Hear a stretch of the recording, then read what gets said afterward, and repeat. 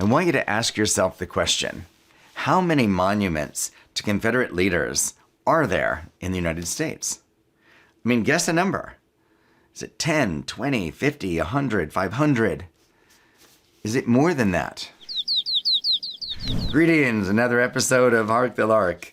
It's going to be a little peculiar, but I'm going to share another morsel or two that I got out of another book that I read. This is one of the most important books I've ever read. It's called Caste by Isabel Wilkerson. Well, the truth of the matter is there are 1,700 monuments to the Confederacy in the United States. And bear in mind, this is a phrase out of the book. We're unequivocal in declaring the purpose of their new nation. Its foundations are laid, said Alexander Stephens, the vice president of the Confederacy. Its cornerstone rests upon the great truth that the Negro is not equal to the white man, that slavery's subordination to the superior race is his natural and normal condition. This, our new government, is the first in the history of the world based upon the great physical, philosophical, and moral truth. With us, all the white race, however high or low, rich or poor, are equal in the eye of the law. Not so with the Negro. Holy cow. 1,700 monuments stand up for that, just like the Confederate flag represented that. And you know they've made some changes there, and I know there have been people who've knocked down some statues, but I want you to think about this for a moment. If you're a black in the United States, and there are 1,700 monuments to the South, what's that say? Like, for instance, Time magazine has a Man of the Year, long time ago, and one of them is this guy. Now, Time magazine can take steps backwards today and try to tell you that the reason they put him up for the Man of the Year was they wanted to tell you, here's a diabolical Man of the Year. Well, Time magazine can say what they want to say about that. But they had him as Man of the Year. They had Mussolini on the front cover. They had Stalin on the front cover as the Man of the Year. Holy cow, if we had a statue of Hitler anywhere in the United States, would that be troubling? If we had a statue of Stalin anywhere in the United States, would that be troubling? Or Mussolini, for that matter? Well, here's some interesting little tidbits then.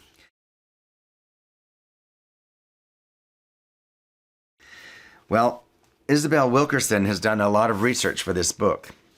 And although I, as a historian, love to read history, love to learn about it, and admire some of the feats done by some people in history, Florence Nightingale in the Crimean War and Robert E. Lee in the Civil War as a soldier.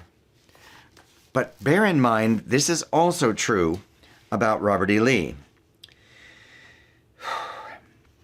He had referenced that the blacks needed to stay subjugated, and so she says, like other slaveholders, he made full use of the painful discipline of which he spoke.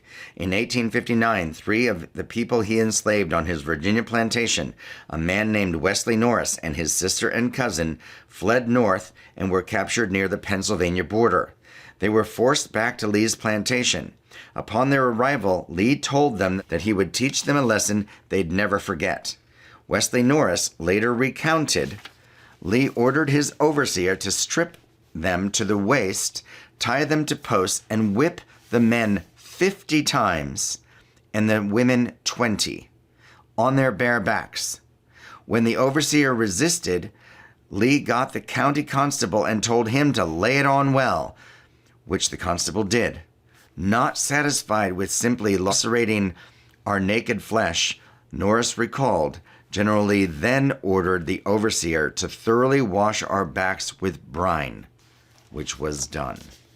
Brine is water with salt in it. 50 lashes alone hurts pretty bad. Put salt water on that.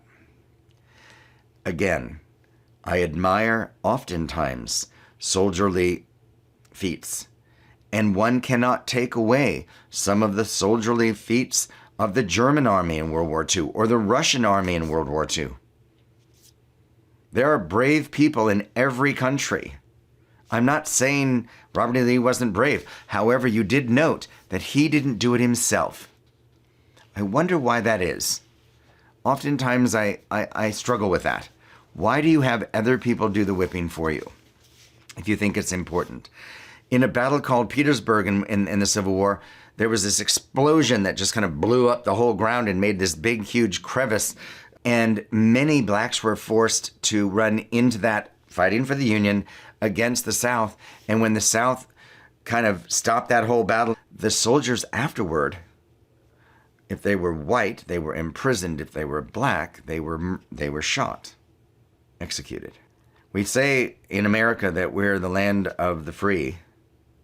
We say justice for all in our Pledge of Allegiance, which I did a video on. We should have probably justice for all if we say it. And that's really all I need to say there. And thank you for joining. Hark the Lark.